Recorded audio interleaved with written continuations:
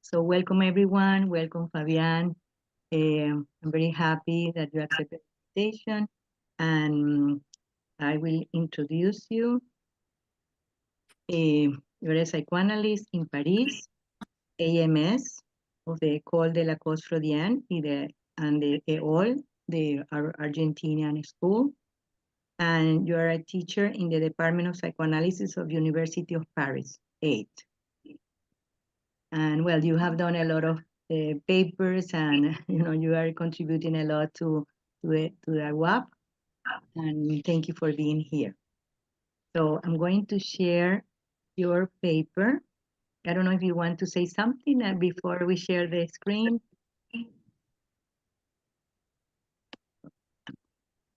To open the document, and we're going to share the screen. Please, everyone, close your microphone, and we're going to, at the end, open for questions, okay? So, okay.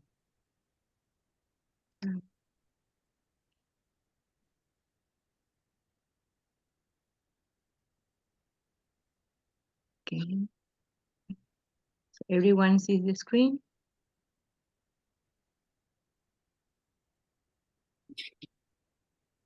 Okay. So, I don't know if it's a little bigger, maybe.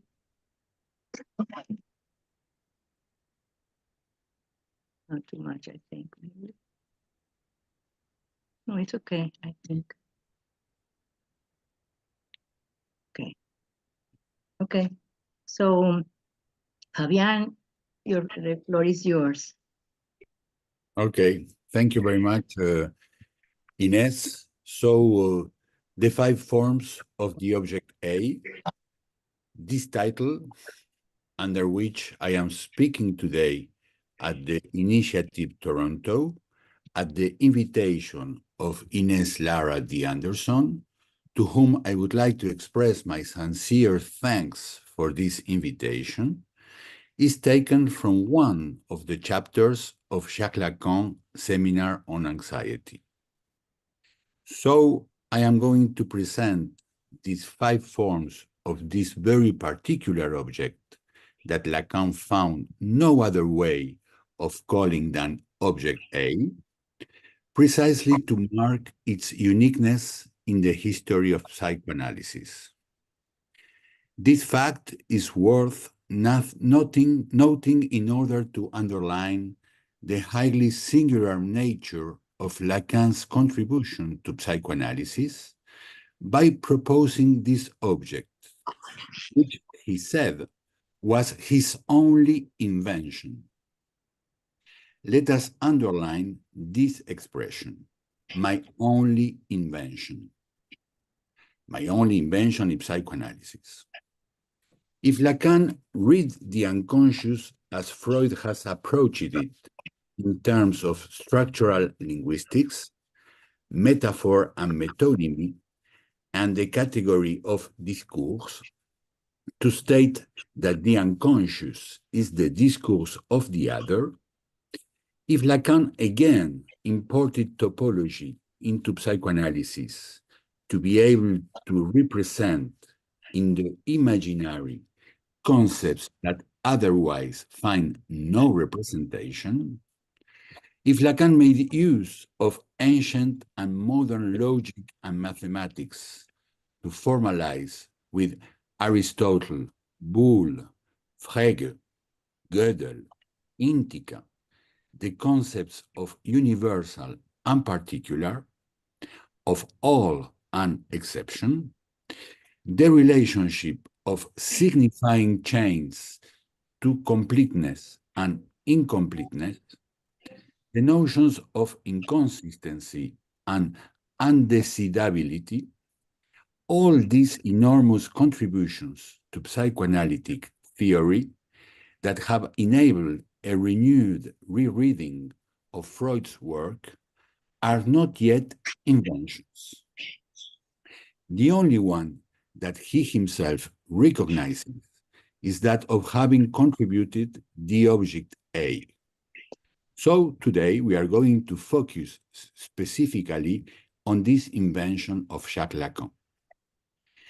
In his introduction to the seminar on anxiety, Jacques-Alain Miller emphasized the delicacy of Jacques Lacan's operation in having to extract this object A from the other objects already in existence in psychoanalytic theory.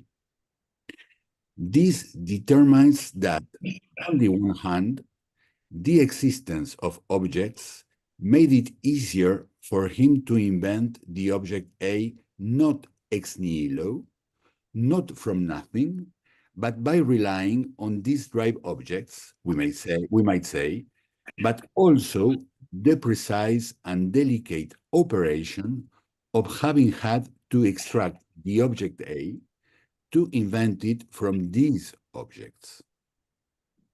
These objects are the objects that the theories of the object relation have built up from the oral, anal, and phallic stages, stages which, as you know, were already introduced by Freud and, above all, theorized more carefully by Karl Abraham before being taken up mainly by Melanie Klein, who was one of Abraham's analysants. Lacan would add the object gaze and the object voice to the list of stages and the objects that emerge from them, which, it should be noted, were not present in Freud's work in this form, as drive objects. Jacques Lacan's tour de force in relation to these objects was, as Jacques-Alain Miller points out, to de-imaginarize them. Whereas these post-Freudian authors had modeled these drive objects on the image, specularized objects, objects that find an imaginary consistency, Lacan's operation was to remove their imaginary, representable status and turn them into real objects. In other words, objects that cannot be represented and that introduce a void into representation. The object A is unlike any other because it aims to break down the image. And if you read Seminar 10 on anxiety, where Lacan carefully introduces and develops each of these objects A, you will read that as Lacan constructs this object A, the specular dimension that supports the mirror stage breaks down to give rise to this object, which in fact covers a void. Precisely, we could say that the fact of having recourse to the imaginary to try to represent the object A reflects the difficulty of not being able to find a representation that envelops it. The object A is difficult to grasp through the imaginary, and if you go back to the antecedents of the seminar on anxiety, the antecedents of the object A, because it's already starting to appear from seminar 6 on desire and its interpretation, in the graph of desire, in a particular form, in its imaginary form precisely, which Lacan writes with the matheme IA. But this matheme is equivocal because it can also be situated in the first stage of the graph of desire as the subject's semblable, his image precisely, as in the stage of what will be the object of the drive. Lacan speaks of it in this form, moreover, when he introduces in this seminar 6 under 3 different forms. You find that in the chapter who was named by Jacques-Alain Miller in the forms of the cat, that's chapter 21, in the form of the pregenital object, in the second form of the phallic object, and under the delusion, evoking voice in delusions, as Lacan states. But it is always a partial object that is still imagined, that is superimposed on the partial object of the drive. Sorry, Fabian, the thing is that you added there some part, no? So I was a little lost, but now, yeah. So this last part, Lacan speaks of it in this form, moreover, when he introduces it in this seminar 6, no? In the form of the partial object, evoking the voice in delusions, but it's a partial object that is still imagined, and then that is superimposed. Yeah, there you are. Yeah. Okay. Thank you. Yeah. Superimposed. So, okay. that is, yes, I have added some parts. Okay, Yeah, but thank you. I think it's more or less simple, easy to follow. Thank you. So it is superimposed on the partial object of the drive, which could already give it a real status, and at the same time, with the samplable in the mirror stage.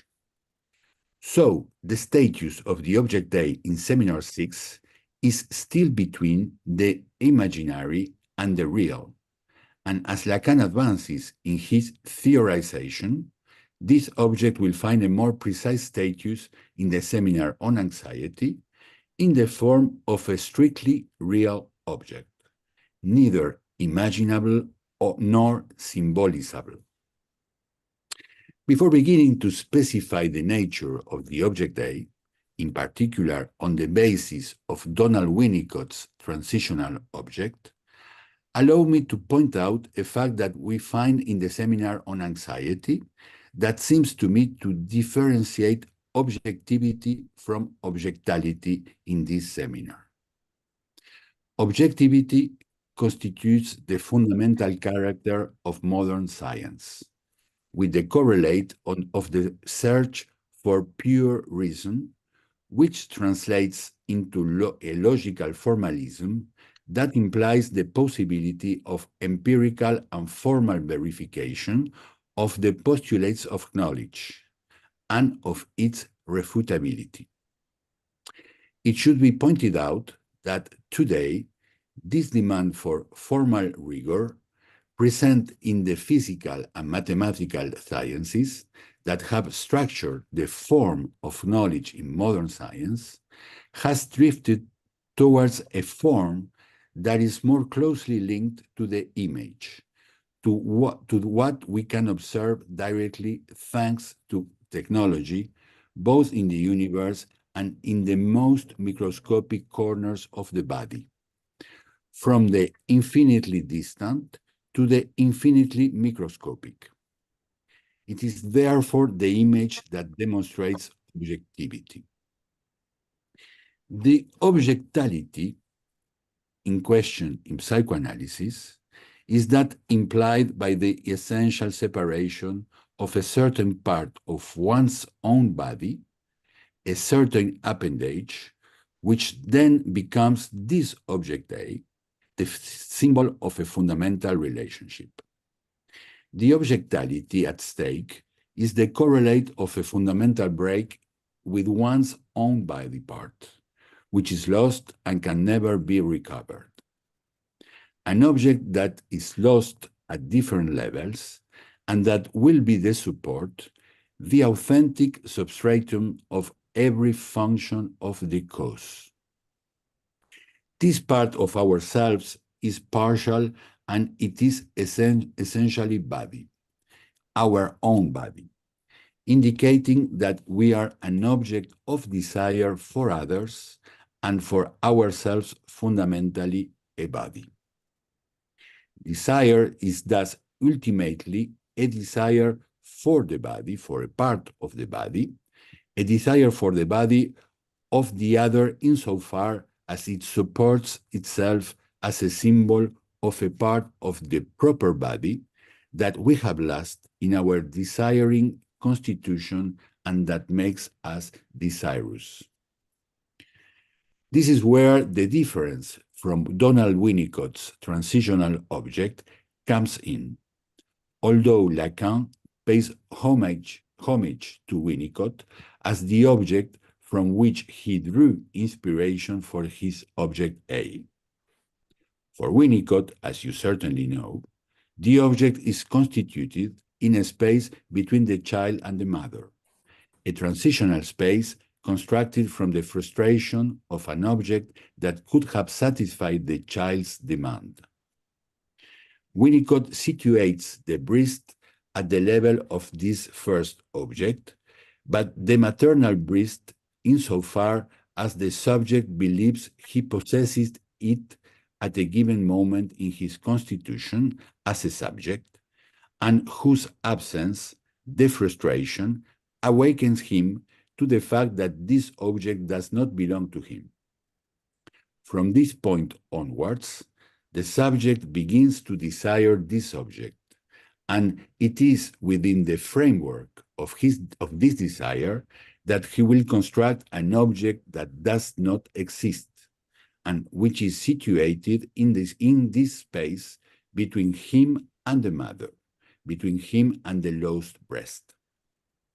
Winnicott insists on pointing out that this object is new, that is really a construction of the subject to create this object, an object derived from the object that the subject believes he had as part of himself, and that he must accept losing because this object frustrates him and is not always there. As you can see, there is a close similarity here with Lacan's object A, in the belief that one has possessed this object from which one detaches oneself as if from a part of one's own body.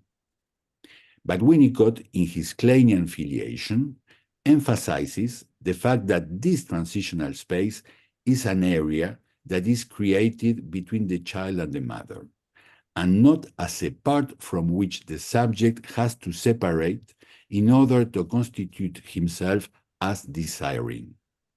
Lacan emphasizes this dimension. As you know, excuse me, I'm going a bit fast with the exposition, the transitional object is not a fetish object. It is not an object that the subject completes in order to regain a lost unity of his body.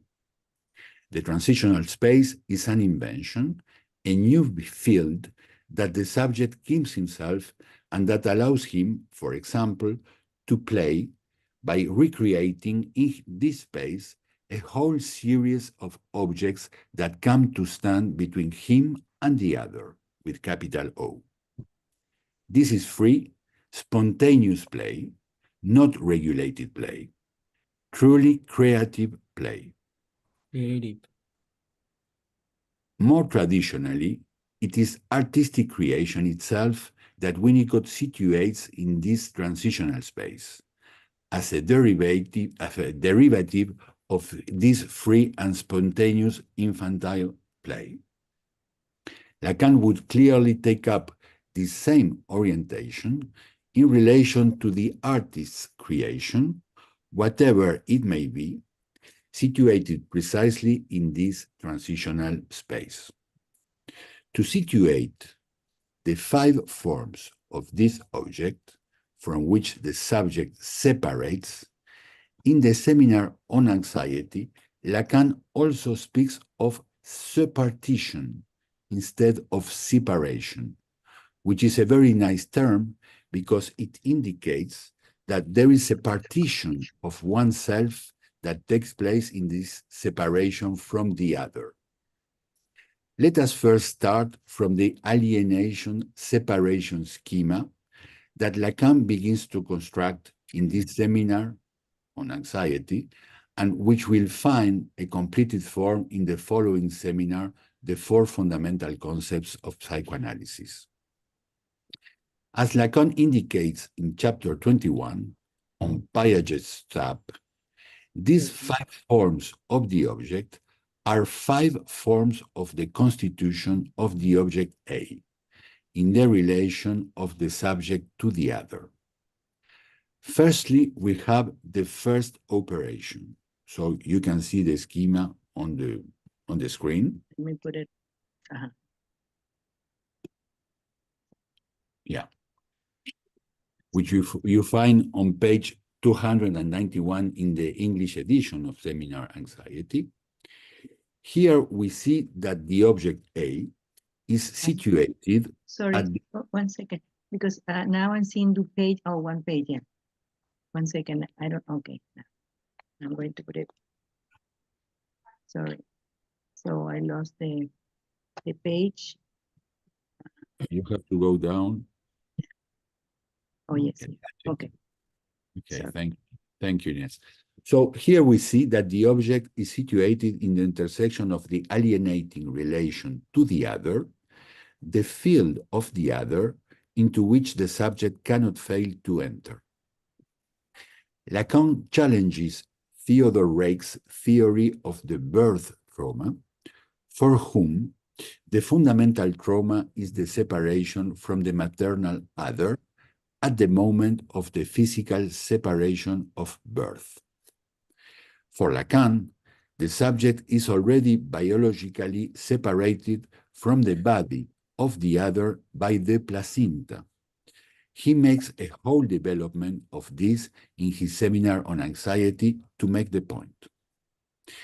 The alienating relation to the other that counts is that which places the other in the position of having to satisfy the subject's needs, food in particular, and which makes this object of food the first object of the demand on the other and makes it possible to give form to the oral object. That the other can give this object, which beyond its status as an object of biological nourishment, then becomes an object of demand for the subject, situates at the oral level the object of biological need as an object demanded of the other. From this demand to the other, which provides the matrix for the relationship to the object A as an oral object, the other appears here as the capricious other of the demand, as Lacan calls it, as the one who can give or not give this object. This oral object thus becomes a gift from the other, a sign of love and recognition from the other insofar as it satisfies the subject's demand for love. Lacan makes a whole development in this seminar around the breast, mamelle, to situate it precisely as the primary object of demand, not for food as in mammals, but as the object of the subject's demand. The breast is important here insofar as a cat is made to separate it from the infant's own body. Sucking in a vacuum is also the first activity that enables the subject to try to recover this object from which he is already separated. Freud has already spoken of this in the 3 essays about a sexual theory,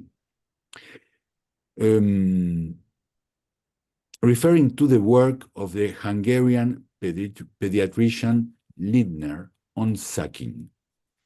For Freud, the sucking of an infant into the void, once the need for food has been satisfied, is a sign that the drive is at work for the young subject. It should be remembered that Freud wrote that the subject even hallucinates the first object from which he has separated, and that Freud called the hallucinatory experience of satisfaction the experience of recovering, even in a hallucinatory form, the first object from which one has been separated. The oral object thus becomes the first object from which one separates. At the second level of the relation to the other, we have the constitution of the other's demand in the anal circuit. Anality is the first circuit through which the subject ceds an object to the other.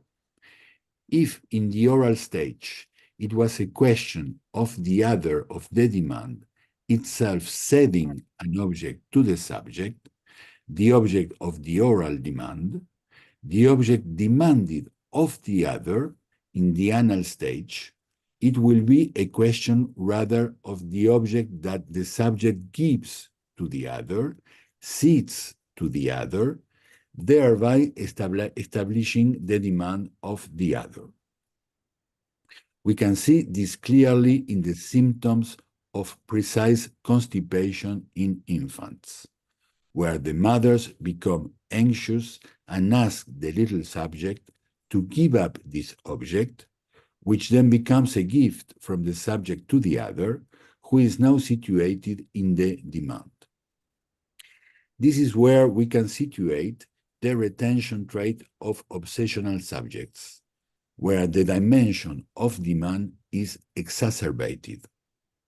The obsessional is a subject who arouses demand from others, from the other with capital O, insofar as he does not give up this object, which becomes an object demanded by those around him. He gives many things to his wife, for example. The figure has already become classic, almost a commonplace, but never his castration. Never the fundamental object, which then becomes an object of demand of his partner. Sorry, 1 second. I think I jumped. Yeah, I think I jumped. Oh, no. No. Sorry. There we I are. was Yeah. lost. No, I think what page are you on? Because I have changed the pages. Yeah, sorry. These are Yeah, not the the same thing is pages. that I'm a little lost where we was. I think a los análisis. I think it's right there. It's right there. Yes, it's right there at the second level of the Second relation. level, And at this, the okay, second here. level. Okay. right there. So at the second level of relation to the other? Okay. Yeah, Yeah, we you have just Thank go. you. right there. The obsession. Okay, here's the obsessional. Obsession as Okay. a subject. Yeah, Yeah. He That's gives. Okay. So it's the obsessional, no? It's a subject who arouses demand from the other. Yeah. Yeah. Okay. Exactly. Sorry. So I will read the last sentence of that paragraph. The logic of the gift is Okay. here, and it is the subject who, in his or her oblativity, will be the one who, through the cession of this object, acknowledges or gives signs of his or her love to the other. At this third level of the relation to the other, we have the phallus.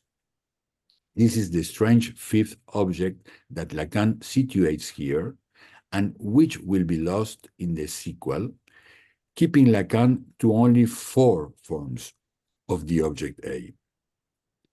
The phallus establishes the lack of an object in a particular way, because it is the object we expect to see in the other, according to Freud's famous phallic premise, with which everyone is now familiar.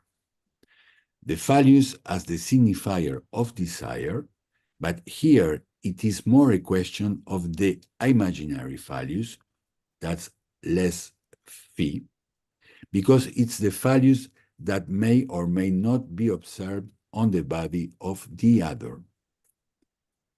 This object, which does not form a series with the objects from which we detach ourselves in our constitution as subject, from which we could be separated in the case of men, is a particular object, because it makes it possible to find sexual difference.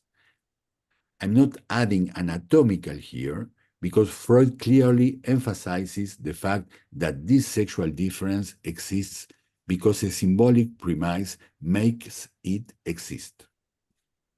So you can see that this third form of the object is rather symbolic and not real like the others, and therefore deserves a special place in its conceptualization. That's why Lacan will split phallus, will take values apart of the series of the other object, because actually, as you know, values introduces the symbolic order itself. Well, then we have the scopic stage, which is properly that of fantasy, says Lacan in the seminar on anxiety. A scopic object, gaze as an object, that masks castration better than all the other objects. Here, Lacan situates desire in the other and no longer already its demand. And he speaks of what he calls the power of the other. We know all the phenomena linked to the power of the gaze in phenomena such as the evil eye. It is at the level of the object gaze that the imaginarization we mentioned at the start of this conversation becomes most effective, because the object gaze is perhaps the most difficult of all to define as such. In Seminar 11, on the 4 fundamental concepts of psychoanalysis, we read how Lacan draws on all the fascinating developments of Maurice Merleau-Ponty in the visible and the invisible, and in Eye and Mind, his 2 last works, to detach the gaze from the imaginary envelope through which it presents itself as a phenomenon, and to make it a more elusive object gaze. To this end, Lacan evokes the experience of his youth in Brittany, where he was taken in by people who were very simple and more modest than he was, a young urban intellectual, people of the sea, who took him along to share their fishing activities. One day, as they set out to find what would nourish the fishing industry, they came across a small sardine can that had fallen into the sea and was floating, reflecting its brilliance through the effect of light. You see that can? Do you see it? Well, it doesn't see you. That's what Petit-Jean tells to the young Lacan. This has the merit of annoying the young Lacan, who suddenly feels he has become a blot on the picture, the one who is too much in this setting of small sailor workers, and who finds himself pinpointed by Petit-Jean, the sailor. The fact of being seen by the other, precisely, where there is no one to do so, brings out this object gaze in the most unexpected way. A young analysant recently told me how, finding himself alone in the middle of the sea and having the urge to urinate, he took pains to do so, and at the very moment when he was doing so, in complete tranquility, the anxiety that someone might be watching him from a nearby boat assailed him, provoking anguish. So it is a question of an object that takes shape where it is not expected. Let's differentiate at this level between the object gaze and this object that makes a comeback from having been detached from the body itself, from the gaze itself, today more or less everywhere in our civilization. Do we need to mention drones, satellites, and boats sent to Mars to look in our place, to distance ourselves from the possibility of being looked at? At the times of Lacan, Lacan used to talk about the satellization of the object gaze. But nowadays, I think we have gone much further than this satellization of the object gaze.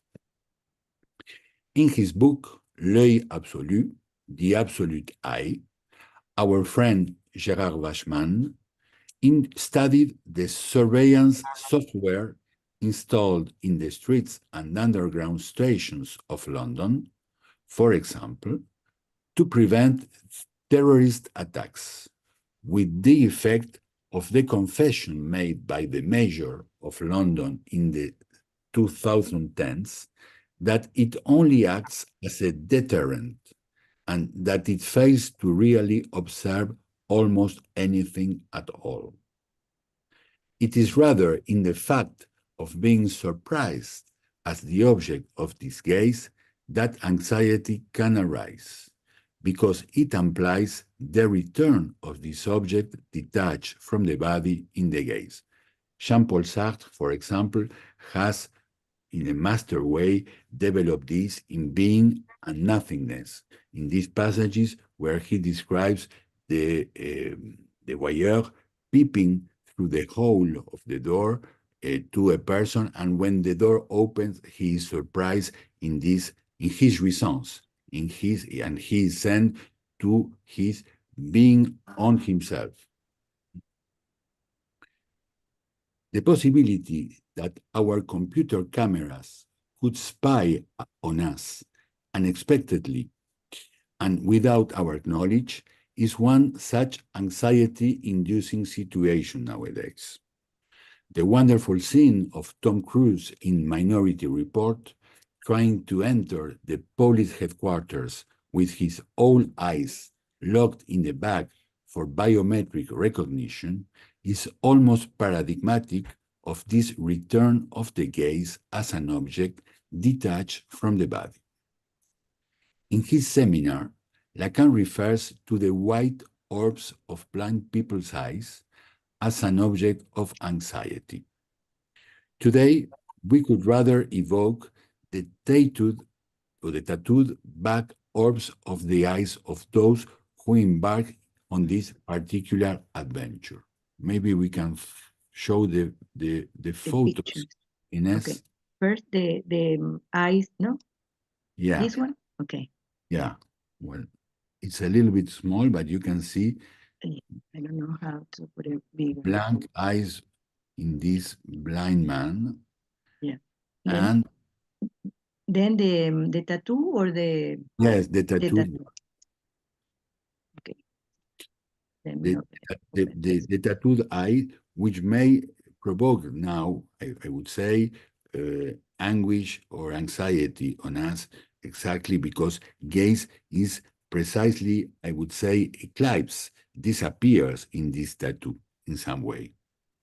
Do I put the other one, the statue? Yes, and we can show, yes, there is it's a small one. There is the almost closed eyelid of Buddha.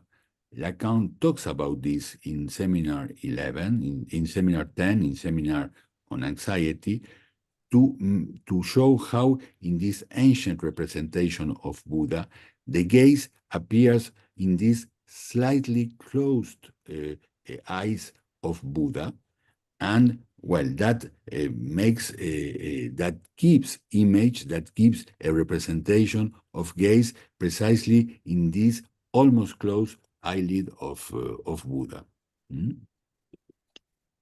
Go back to the text, no? Yes. Well, here I have had a paragraph you won't find in the text. We could talk also about voyeurism and exhibitionism. What Freud has written about, that's the way Freud has approached the object gaze in his text about drive and its destinies. And we can ask what the gaze object become at the age of push of jouissance, which is the current regime of jouissance in our civilization.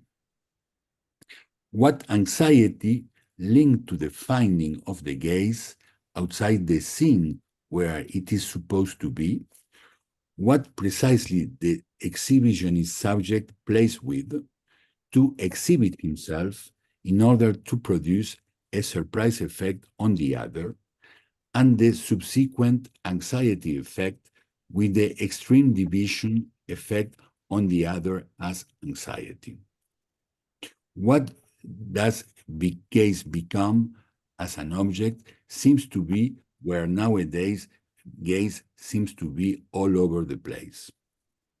Thus, this perversion, montage, or assembly still stands as one that produces an anxiety effect in our times where obscenity seems to dim.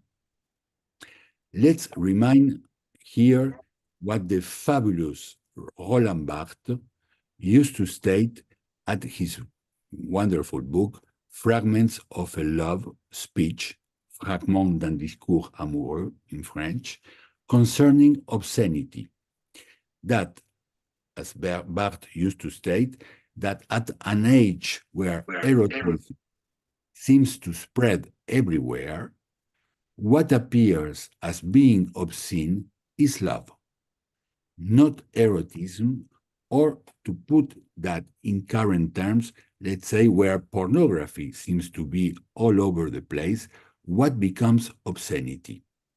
And the idea of Roland Barthes was that love becomes obscene at an age where everything can be shown. Well, he used to state that in 1977 when he wrote that book. We can imagine and we can discuss, if you want, what that becomes at our age, where I think precisely pornography has become a general exhibitionism and a presence of the object gaze. I continue with the text. Finally, the voice, the levels of the superego, which in Seminar 10, Lacan equates with the voice, evoking the shofar as the manifestation of the roaring voice of God, restores this object, the one all alone against which we cannot close ourselves because the ears are, of all the orifices of the body, the only ones that cannot be closed. It is simply for this reason that we cannot prevent ourselves from hearing certain things. Let us recall here the things seen and heard that give consistency to the Freudian trauma. The voiceless voice, the voice that is missing, the sound that is not where we expect it to be, make it possible to give substance to this voice object. It is the break that occurs with the object voice that gives it consistency. In Seminar 10, Lacan evokes the voice recorded and stored on discs that we return to a library. Today, we could evoke the register of our voice on internet sites where we are invited to record our voice because there are now artificial intelligences that can change what we say on online recordings and Photoshop our image to match our mouth gestures with a new text to make us say things that have nothing to do with what we say or we have said. So there's the voice bank, a bank of recordings of our voices so that they can be recognized digitally and prove that we didn't say what the recording is trying to make us say. There is another dimension of the object A that Lacan evokes in Seminar 10 as an object detachable from the body. It is the extensible field of organ transplants, of which he asked himself in 1963 how far it could go. In other words, how far could it go in the sense of not creating an enormous world market, often a black market, in organ trafficking, which is strictly what has developed in parallel with this medical possibility. I'm thinking here of the very fine account by Jean-Luc Nancy, a philosopher who died 2 years ago, who in L'Intrus, available in English translation, maybe it has been translated into The Intruder, recounts and theorizes the experience of the heart to which he was the object sometime before he wrote this account. He develops the singular topology that we might call extimacy, through which he found himself open-closed with a new heart whose identity he did not know, not knowing how old he was anymore, the age of his body or of his heart. Was it a woman's heart that he now had, with all the fantasies that might entail? He also explains how the viruses lurking in his body were reawakened when the body's defenses were lowered so that the organ could be accepted and not rejected. Viruses that had to be treated before the transplant. So he points out the extent to which his body had become foreign to him, in a feeling of Unheimlichkeit, uncanniness, that made his body other to him. The body that we think we are, and that Lacan points out we have, but that we are not. A topology of the exterior that becomes internal, and of the internal, the body that becomes foreign, thus takes shape, with an opening towards bodily otherness that will not close.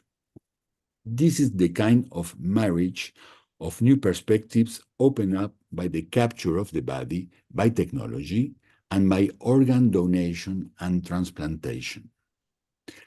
At the end of his lecture on psychoanalysis and medicine, Lacan, a lecture he has given in 1966, Lacan asked himself whether we were about to witness the realization of the biblical principle that if your eye bothers you, pluck it out, in the roundabout form of if your eye sells well, sell it.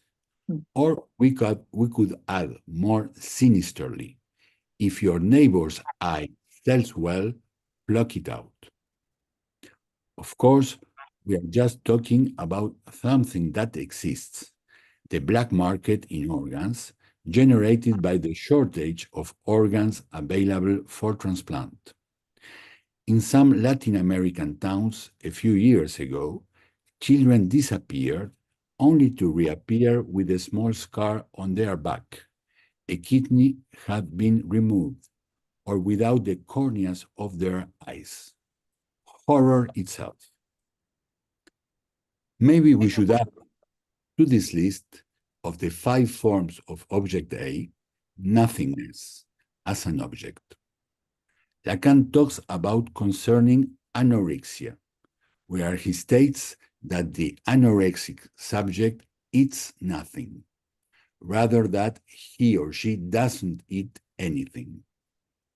He points this out to strengthen the fact that for the anorexic subject, nothingness functions as an object he or she tries to reinvigorate because he or she has to deal with another that insists to reduce the demand of the anorexic subject, tries to underline, to the nourishment object, to the object of need.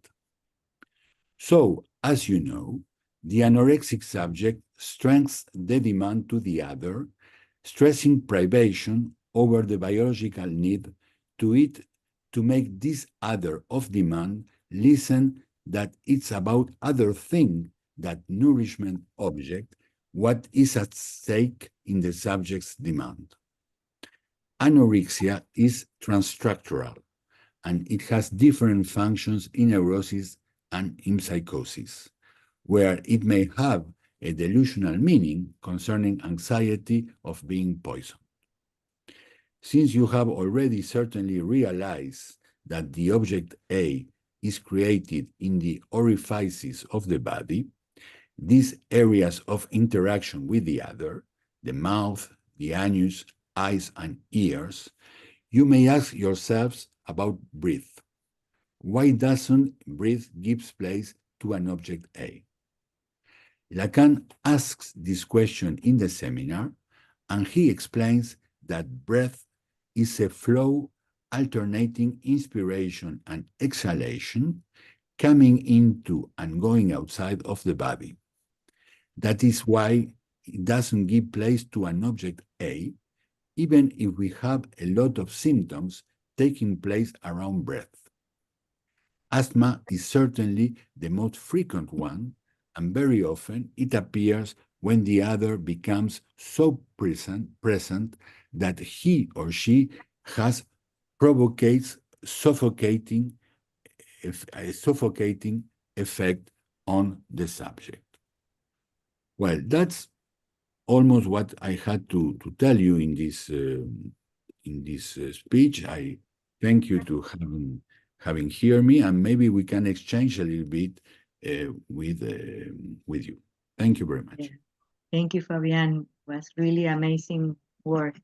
Thank you. Yeah. So let's open. If you want, you can, raise your hand or put the question on the chat. So, yeah, great.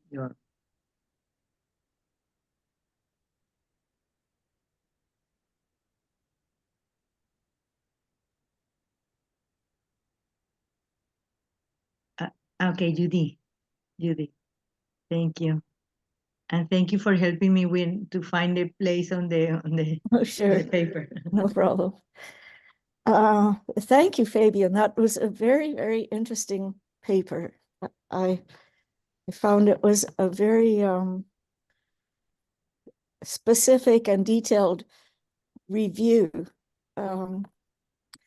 Anyway, I had two comments I wanted to ask you about, just of things that have come up recently.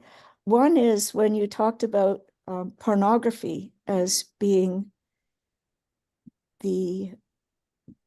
taking the place of or replacing the original, say, idea of the gaze, and that now what's obscene is the concept of love.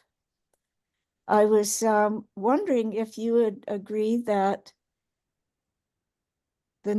when people talk in very vulgar language, even ordinarily well-spoken, well-educated people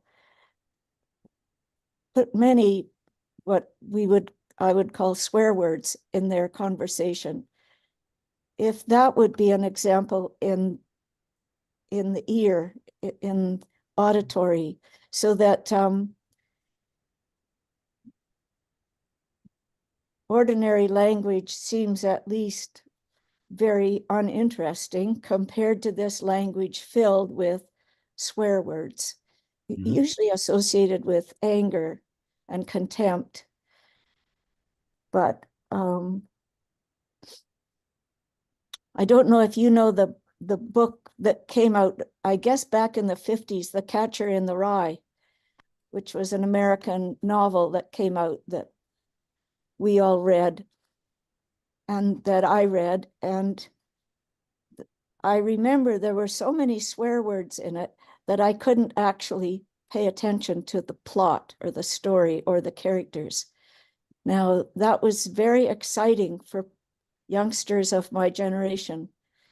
I think that's partly what made the novel so fascinating and so rebellious. But so that's one thing about the use of what I'll call foul language to communicate. And even, I guess one could say, even very ugly metaphors. And this contemporary phenomenon where calling people Hitler, etc., is so so prominent in contemporary rhetoric where people aren't distinguishing really between the metaphor and the reality anymore. So it all becomes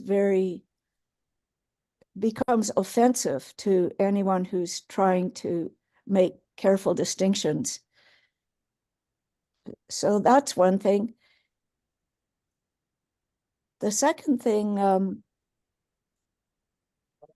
I was reminded in the object awe that the descriptions of it always seem to involve an object relation, or it's a version of an object relation between the baby and some aspect of the mother or some aspect of the self. But the concept is an object relation.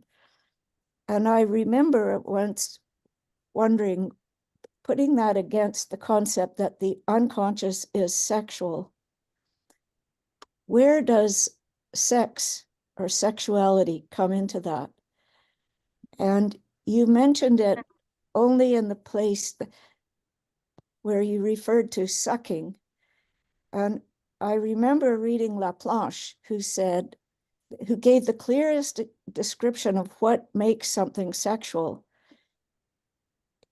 in infantile development. And he said, it's not the breast itself, it's not the food, obviously, but it's the action of sucking on the lips, and that's what makes it sexual, or what ties it in with or makes it like what eventually in genital sexuality becomes equivalent to the voluptuous sensations associated with sexuality. That it's the so it's sexuality, it happens in the self. It's not about an object relation. I mean, obviously it can be about an object relation, but it comes up clinically when you work with people who deny themselves masturbation because they've been led to believe that sexuality should only occur between people. And so this is somewhat old-fashioned, but in my day, people discouraged masturbation.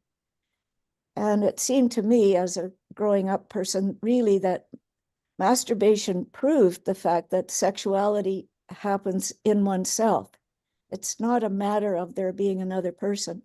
So I wondered if you'd comment on this interim layer between the baby having a need for food and being met by the breast, but there being an interim place there, which is where sexuality, which is the repetition of something that is not useful itself, like sucking on the lips itself is not got a purpose.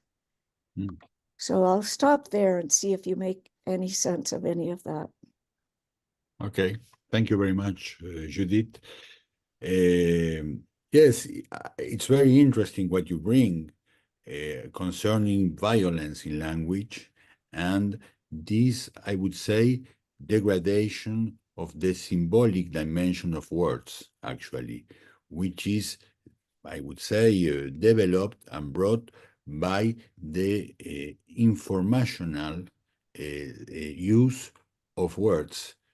A philosopher like Martin Heidegger has already developed in the 50s, and contemporary to the introduction of signifier by Lacan in the psychoanalytic theory.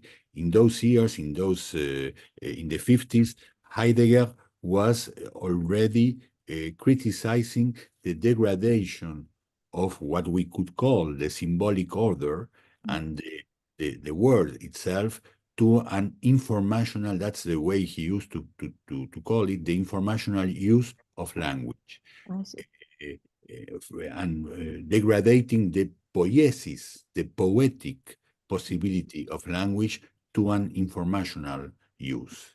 So I think the violence in language, the obscenity in language you were pointing out, is an effect of that I would say, appearance or invasion of a drive dimension into language.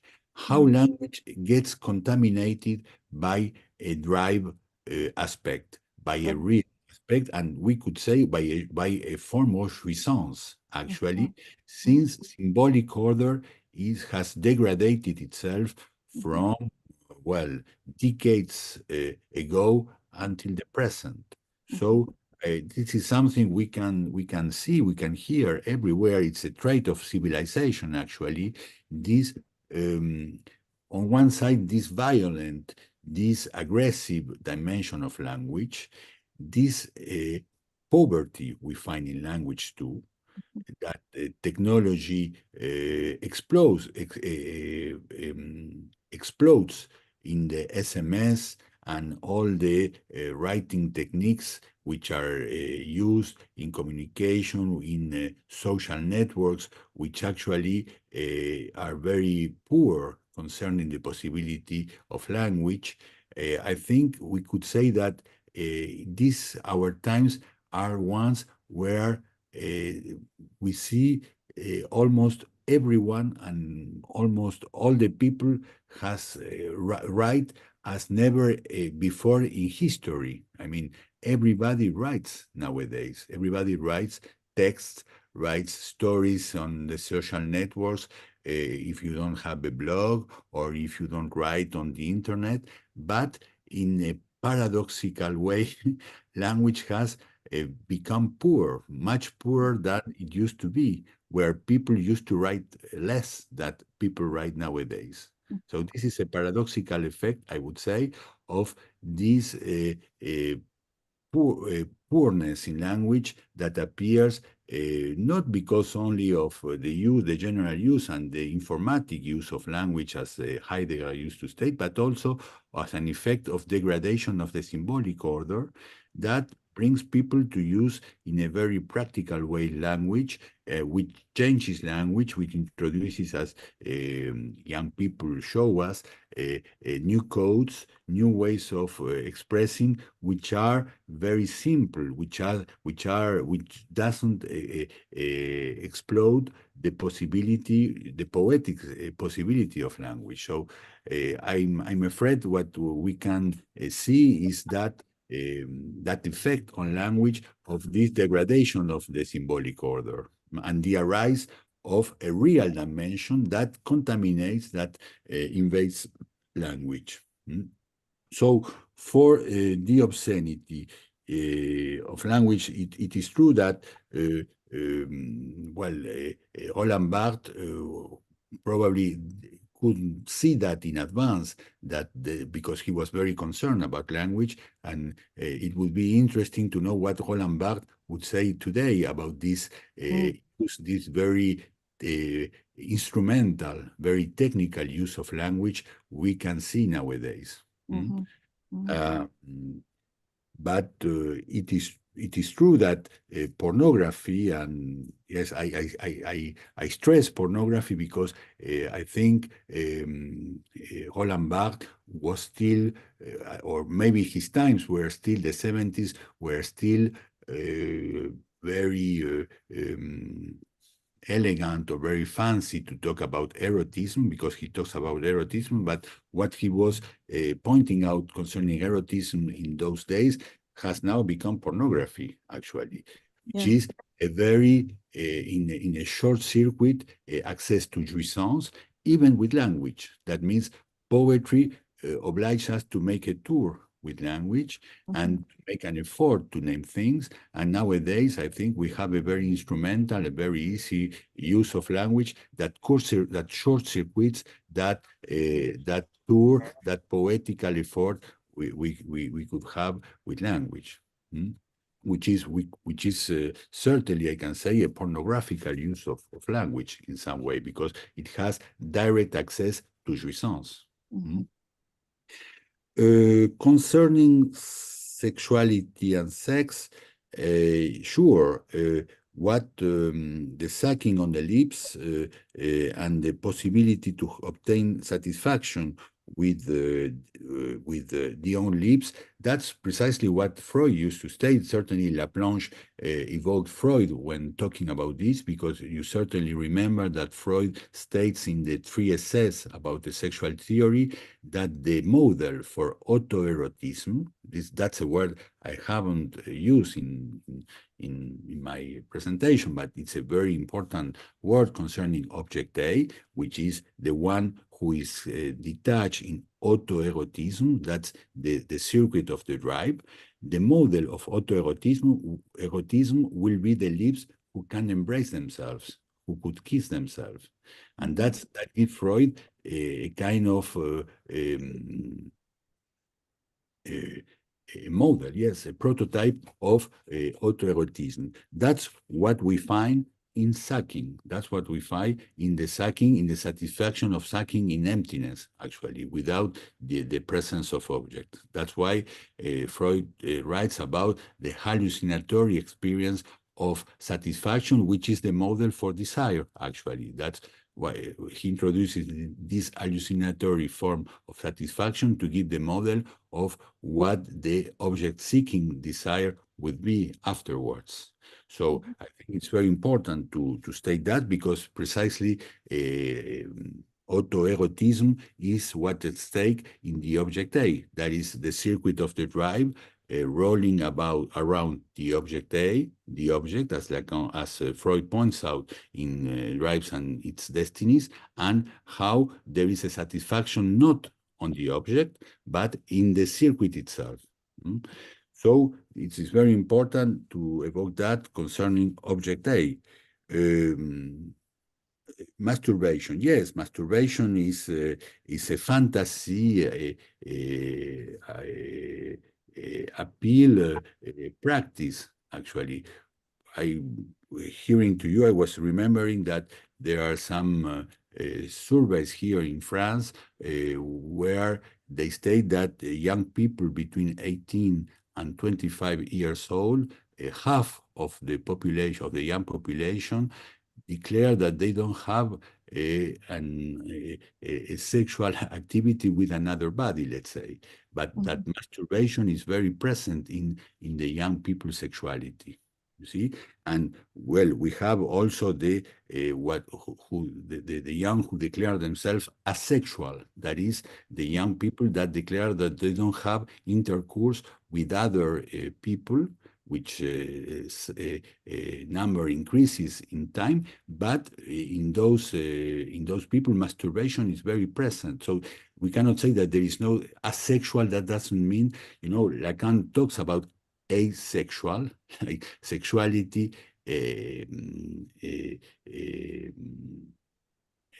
concerned by the object A, and that's precisely what we find in masturbation, for example, because people who declare themselves as asexual, that doesn't mean that they don't have sexuality at all. They have a sexuality, but a lonely sexuality, a lonely satisfaction sexuality as masturbation, which is a very, I would say, representative form of the satisfaction, the jouissance of the one, as Lacan states at the last teaching, when he talks about there is the one all alone, that is jouissance all alone without the other, actually. And precisely that form of satisfaction is clearly at stake in masturbation, where what is important too is all the phantasmatic activity of the subject. And you could say it's potentially important for all those people who live without a partner, and then including the huge number of people who live into old age without a partner. It can be a very active part of their lives and accepted if it's theorized in a certain way. Thank you. Thank you, Judy. Thank you, Fabian. Yeah, we have first Jordana. You want to read and then after Sanem. You want to read your comment or your question in the chat? Okay. Thank you.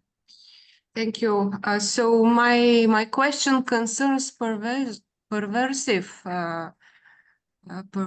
behavior We know that from Lacan that he uses the slit to satisfy himself, pandering the subject-object, in fact, the subjectivizing this process. And my question is here a bit, could you explain a bit more about this process and how a limit could be raised in order the names of the father to function? Because it's strange, but this slit from one hand is a kind of a cut, but the perverse uses this cut, in fact, in order to satisfy himself, to break the borders. So for me, this is a bit question. Thank you. Well, maybe, I don't know, I learned this word in English. I didn't know slit. I had to look at the dictionary, but maybe we can say that the slit concerned here, as you state, very right way, that's the form of the cut Lacan evokes in seminar 10. That is that the object constitutes itself in the cut, in that border between the subject and the other, and that the orifice where Lacan situates the four forms of the object A. And it is true that the perverse subject uses the slit, but I'm not sure that he only looks to satisfy himself, because, as you know, as Lacan develops it precisely in seminar 14 about the logic of fantasy, what is fundamental for the perverse subject is to produce a division on the other. That is, to produce that division under the extreme form of anxiety, actually. So there is a use of the slit, that's very true, in the case of an exhibitionist, where the opening and the closing of the coat is very important, and the thing that the gaze would appear and disappear in the voyeur subject. Lacan even talks about a subject that exhibits himself in front of a high-speed train where no one can see him, or even the exhibitionist who goes into churches to exhibit himself before God. So these are very particular practices. But the question is how what is at stake in perversion is to produce the division of the other. I think that's what gives satisfaction to this perverse subject. That's what he obtains jouissance from. That is the anguish, the anxiety of the other, finding the perverse montage, because there is that word which is very important also in seminar 14, the montage of the perverse.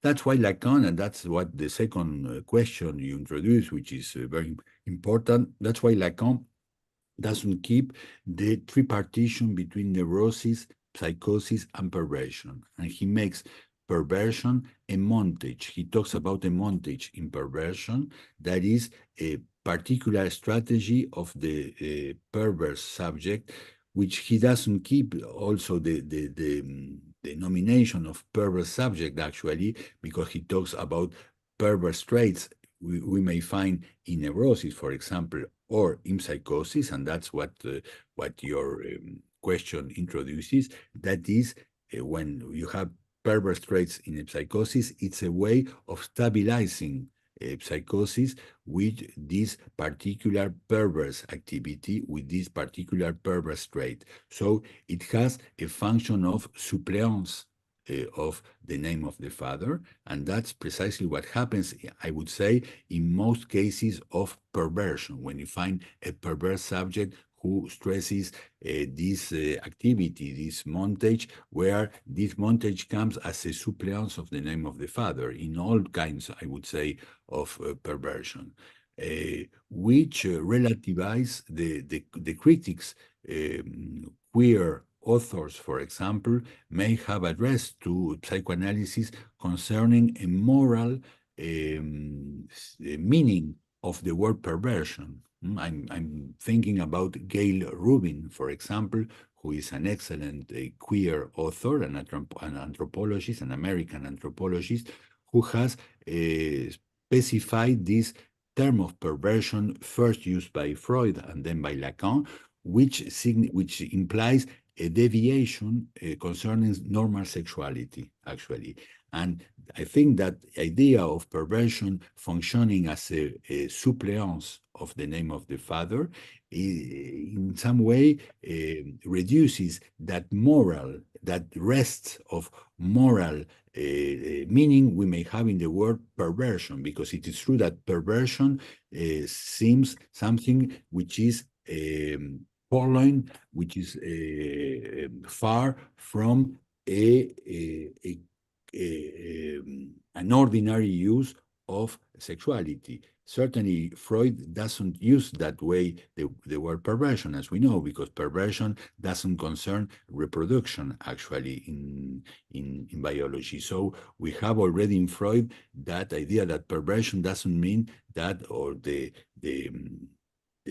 child as a polymorph perverse doesn't mean that he is someone who is far from the use of his genitals in order to have reproduction, but that is another use of the genital organs, which is not addressed to have an encounter with the other, for example. But I think it's important to stress that that function, that function Lacan introduces to the pervert montage as a way for the subject to have a suppléance where the name of the father is not operating, and to understand the fact that a particular sexual activity may function for a subject to obtain satisfaction or to produce an arrangement of jouissance around drives, which is not, which doesn't follow the ways of encountering another body and having sexual intercourse in a traditional way, if we could talk that way. Thank you. Thank you very much. Thank you, Fabian. Sanem? Yes, hello, good morning, and thank you, Ines, for preparing the talk, and thank you, Fabian, so much. This was such an amazing tour de force, and I would like to pick up on where you left off at the nothingness as an object, because it has resonated for me so much, because I have an analysand currently who constantly finds nothing everywhere. And it is not an absence of something. It's an object. I mean, I now can think about it as an object because it's also not tied to anything. It does not have any negative meaning, but it is exactly positive. It is exactly in the way that Lacan was talking about the anorexic subject, or in Ernst Christ's case, that the patient was stealing nothing. So there also the nothingness has the quality of being something that is affirmative of something, but we don't know what. So I just would like to know if you have any further comments on this notion of nothingness as an object. I just thought that it was brilliant, and I just thought that clinically it is also out there, and probably that we can work on it in this sense. So thank you so much. Well, Lacan introduces nothingness as an object, as a form of privation, because what he underlines in anorexia is the privation operation this anorexic subject introduces, privation differentiated from castration and frustration. You find these three terms and developments about these three terms in seminar 4, in the seminar of the relationship, the object relation. And privation is a way precisely of introducing nothingness, where in a lot of cases, I wouldn't generalize because clinic is always the clinic of particular, but in a lot of cases, anorexic subjects, more precisely teenagers and female teenagers, have to deal with another who is anxious about eating, about reducing the demand they are trying to articulate around nothingness, reducing demand to the biological function of need. You know that Lacan differentiates need from demand. How an object of need, like food, may become an object of demand. That's what I was trying to explain while I was explaining the oral circuit of the object A. So when she has to deal with someone who doesn't listen to her demand of love, because all demand is a demand of love, and the other just reduces this demand to the anxiety of food and being anxious because they don't eat. And that's precisely what happens with the medical teams also who deal with an anorexic subject who doesn't hear that her demand is another thing which is at stake and which is not a biological function like food, which is at stake, where medical teams try to learn, for example, anorexic subjects to take taste and to have taste about food because they think they don't have the pleasure to eat and to have the pleasure of eating. So they try to educate the anorexic subject to eating function, where precisely what she tries to make here is something completely different from that. That is that being concerned to the other who is reducing that demand to the nourished object, nothingness comes as a way of having satisfaction with privation. That's why they exchange recipes about not eating and the anorexic period last more time, the most possible time. That's very funny. Recipes of how to deal with nothingness and not recipes to cook. Well, nothingness is being introduced as a privation form of precisely not dealing with this other which is anxious about giving her objects. And I think in our civilization, where we have excess of objects, where objects everywhere, privation is also a way which may introduce nothingness, not precisely in an anorexic way of eating, but in a more symbolic way, to introduce nothingness where we are surrounded by a civilization that honors the objects, that honors consummation and dealing with objects, where nothingness is a way of introducing, I would say, what Lacan calls the desire of other thing. The desire of other thing, just the desire of other thing, even if the subject doesn't know which this other thing stands for, but to desire other thing that the object, the other, is trying to give him all time. And I think that's why nothingness is a very interesting object in our civilization, full of subjects of consummation and this push to consummation, which is nowadays so generalized. So that may bring otherness, that may bring nothingness, may bring otherness, is maybe a name of otherness for this desire of the other, or desire of other thing than being concerned by an object that is there, one from which we have to obtain satisfaction, which is the regime, the current regime of civilization, actually. Thank you. Thank you. I wanted to ask something, Fabian. At the beginning, when you mentioned the imagination, no? The imagination of the objects of the previous object, no? Freud and Melanie Klein and all that, no? That Lacan, the imaginary. So, and then the real, those become for him strictly real objects, no? But my question is about the breakdown, the image, no?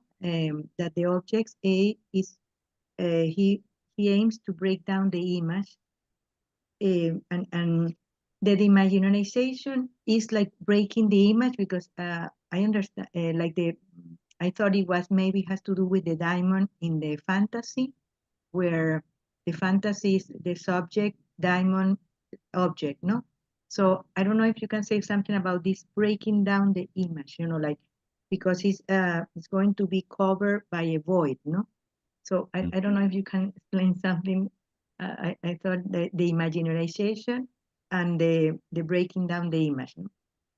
I think basically what Lacan tries to do is to differentiate himself from the relation-object theories and the relation-object analysts who used to focus on frustration, actually, from the fact that, for example, an analyst should not answer to the patient's demand and has to frustrate them because the demand articulates itself to an imaginary object.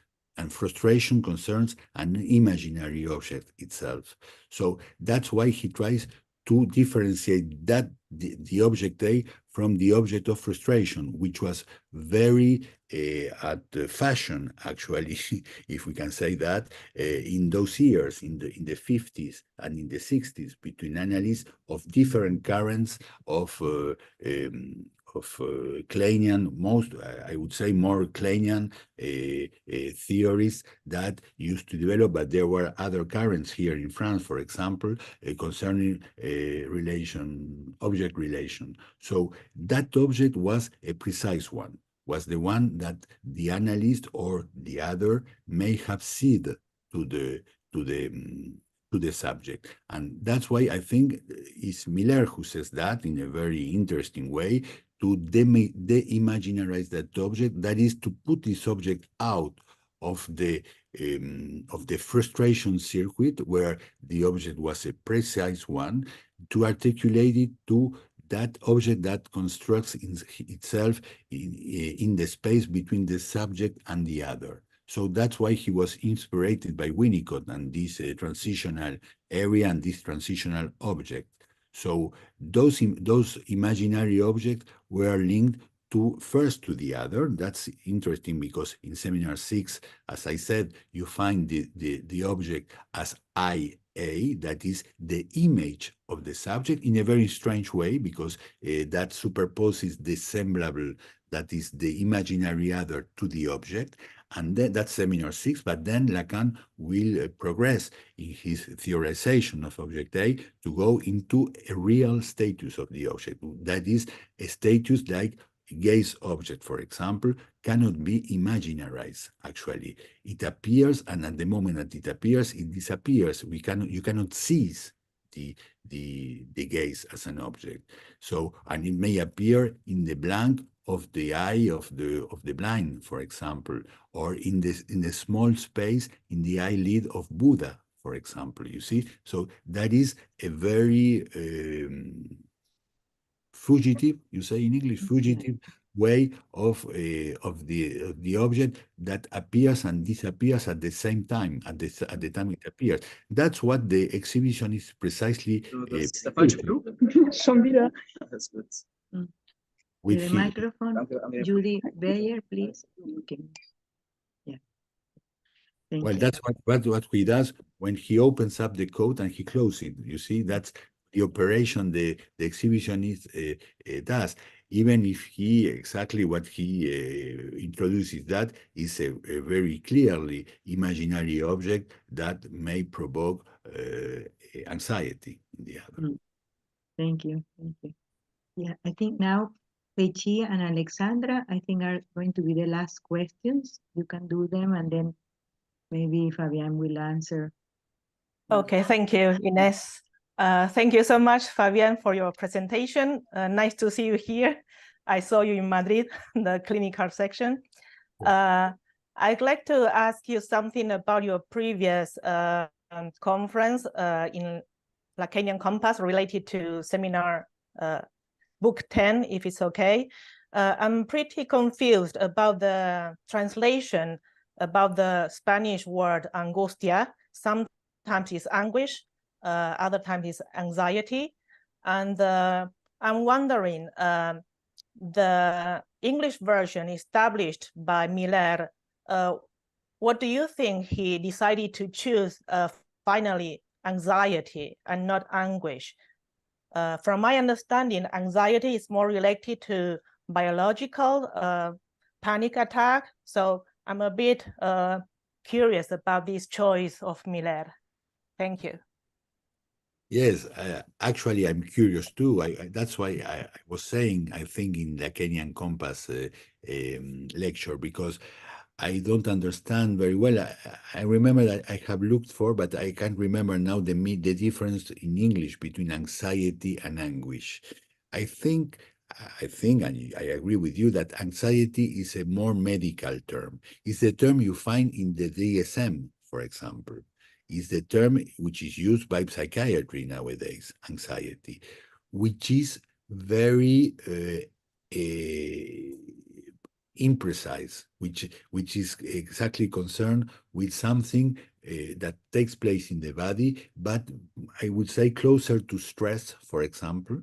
You feel stress, you feel anxious, and I think it's a more superficial phenomenon than anguish, which is an affect that takes the whole body, and how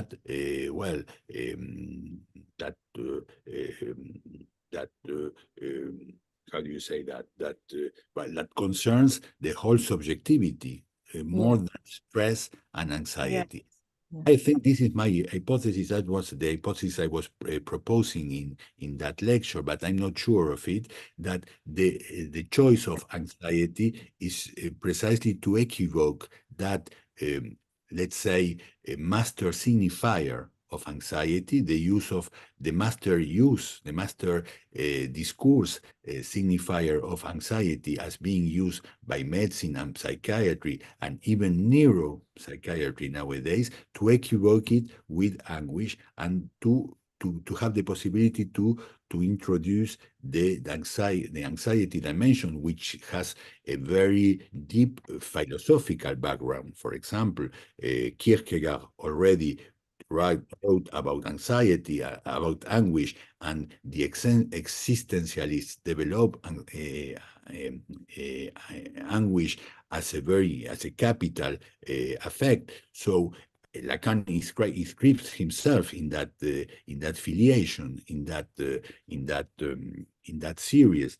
But I think the choice of anxiety is to introduce this equivoque and to be able to subvert the general use of anguish as anxiety. So I suppose a political strategy behind anxiety, the use of anxiety for the title of the seminar, but this is a supposition. I'm not sure that we should ask the question to Jacques-Alain. It would be nice to have the possibility to ask Miller then.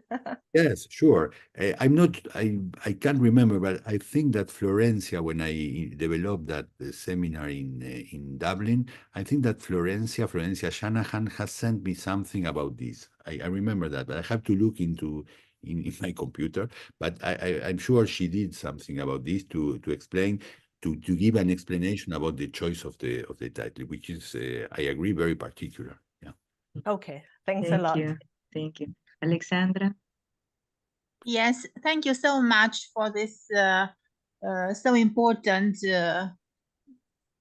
fantastic presentation. I have a short question about this le petit objet A. I just want to ask, why is Lacan using le petit objet A in the discourse of the analyst, telling us that the position of the analyst, if I well understood, should be that of little object A. So kind of absent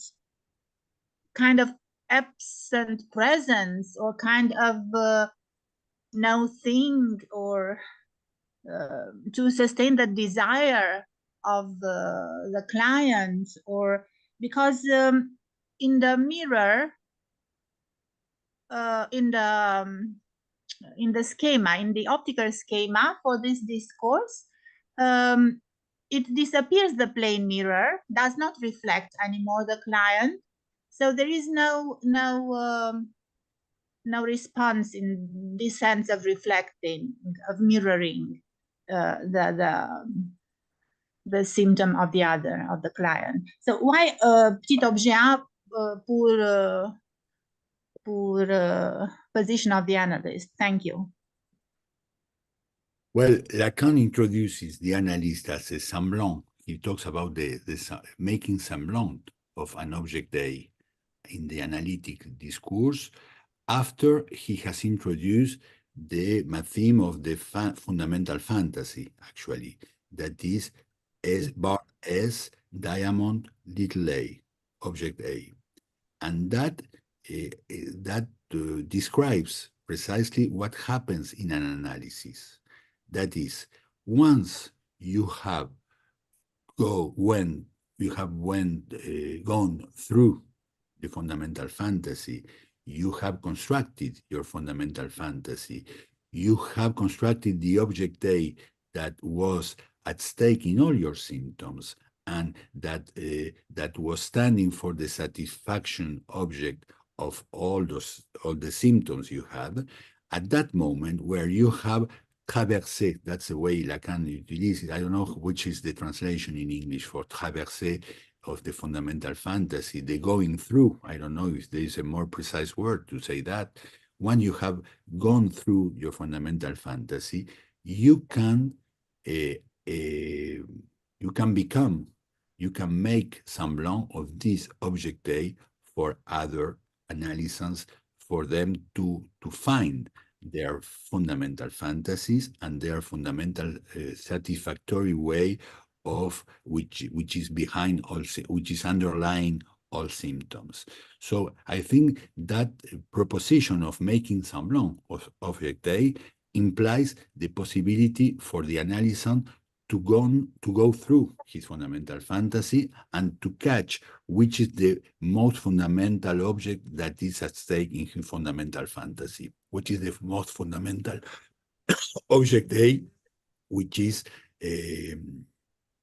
in play, which is at stake in fundamental fantasy. So I think that's a way of reading this object A position as a semblant for the analytic discourse to make fall the barred object on the other, because as you know, this theme completes the analytic discourse, is completed by the barred S on the other position. That precisely which is difficult with a psychotic patient, when with a psychotic analyst, where he struggles, I would say, with the analyst to occupy himself that position of object A, because in his position, a psychotic subject has the tendency to occupy that position of object A. That's why it's so hard to put a psychotic subject. Well, I talk in general, a psychotic subject, we should precise that, but we have a lot of cases dealing with, of analysts dealing with psychotic objects, where the impotence, the anxiety falls on the side of the analyst, where he doesn't know what to do, for example, when they come to control, to supervision, because precisely what happens is that the subject himself, because he's psychotic, tends to occupy that place of object A, and the division, the S part, falls on the side of the analyst. So he feels impotent, he feels anxious. Well, that's all the phenomenology we find when a psychotic subject who tends to occupy that place of object A. But that theme of the analyst occupying the place of object A is related very precisely to the fundamental fantasy theme, where the possibility of traversing, of going through the fundamental fantasy, gives the possibility to the analyst to occupy himself this place to other analysts and to let them face their position as a subject concerning fundamental fantasy. Thank you. Fabian, in this question, because most of us, we do that practice, no, without being ended our analysis without having traversed our fantasies, no? So I understand also that in the discourse of the analyst, the A is the cause of desire, no? Is the cause of desire in different from the other discourses that the A is the object, the object A, no? But in the case of the discourse, the A is the cause of desire. So I understand it's like in the practice, no? We have to it's not our object. It's exactly leaving that this void, no? This space where the analysand can bring their own object, no, or their own desire, no? But I don't know if you can say, because I think it's very important what you said about the semblance, no, and all that. But if we cannot still do that, no, because we haven't traversed, no. So no, but certainly you introduced, Ines, a very important dimension of this object A at stake in analysis, to make oneself cause of desire of an analysand, to make oneself an object of desire for him to come to talk to us. So that doesn't mean we have to be in seduction and to operate in that kind of behavior, just to be able to occupy that place that would let an analysand to come to talk about him or her. So in one way, to occupy in the structure, I would say, in the display, the position of an object of desire for him, actually. And that has to operate, to be able to operate in an analysis for someone to talk. So you are right that precise form of the object is not the same as in other discourses. But yes, it's something that the experience of the end of the analysis, and certainly of the past, when you have experienced it, gives you much more plasticity, I would say, to be able to occupy that place. That's what happened to me, where I used to be more concerned about knowledge, about the possibility of offering knowledge to the analysts for them to analyze their symptoms, and not staying quiet and letting them to develop, proposing myself as an object for them to develop what their fundamental fantasy is. So I think all the clinic of the past learns us a lot about this changing of position for someone when he occupies, I would say, the position in treatments, or I would say, of a psychotherapist more than an analyst, and precisely the passage from psychotherapist to an analytic position where we can occupy that place of semblant, of object A, a semblant object cause of desire for an analyst. So certainly the past, that's why I think Lacan, well, he says that he introduced the past to know why someone who has gone all along the analytic experience wants to occupy that place, the place of an analyst, which is the reason for that, other than obtaining money for that position, of making that a new profession, actually, well, which happens a lot with people who begin to operate as psychotherapists, I would say, as learning analysts, but which are not analysts. And why you want to occupy that place, not for a financial or economic reason, but what brings you to occupy that place to be a semblant for others. That's a question of the past, actually. And what not all analysts speak about this in their testimonies, I would say. But that's precisely what Lacan wanted to know when he introduced the past. Thank you. Yeah. Well, if I don't know, maybe we can do like a short question if somebody has, or not. I think we can end here. So thank you, Fabian. I think it was wonderful. Thank you so much. Yeah, I think everyone enjoyed. So thank you very much for listening to me and for this invitation. Yeah. Thank you. Thank you so much. And thank you everyone for coming and participating and the questions. Very interesting. Thank you. Bye. Okay. I will Goodbye. put this video on our channel, okay? Thank you so Okay. much, everyone. Bye. Thank you very much, Ines. Thank you to all for having come. Thank you, very clear.